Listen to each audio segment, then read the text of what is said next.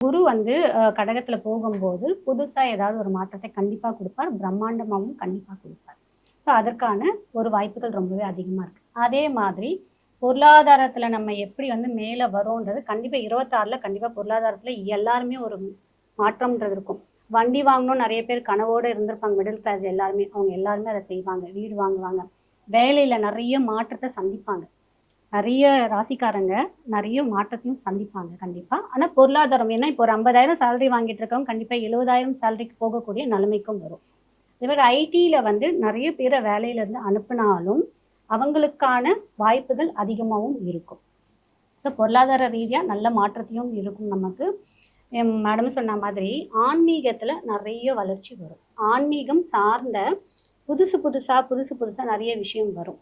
இப்ப எப்படி வந்து ஒரு ஜோதிடத்திலேயே ஏஐ டெக்னாலஜி எல்லாம் கொண்டு வராங்க பார்த்தீங்களா? அந்த மாதிரி நமக்கு ஒரு நோய்க்கும் சரி, நெறைய நோய்க்கு ஏஐ டெக்னாலஜி யூஸ் பண்ணி நெறைய மருந்துகள் கண்டுபிடிப்பாங்க. கேன்சருக்கு கூட மருந்து கண்டுபிடிச்சதா சொல்லப்படுது. அந்த மருந்து எல்லாம் அடுத்த வருடம் 26ல பார்த்தீங்கன்னா, நம்மளுடைய நாட்டிலேயே அத டெஸ்ட் பண்றதுக்கான வாய்ப்புகளும் நெறைய உருவாகும்.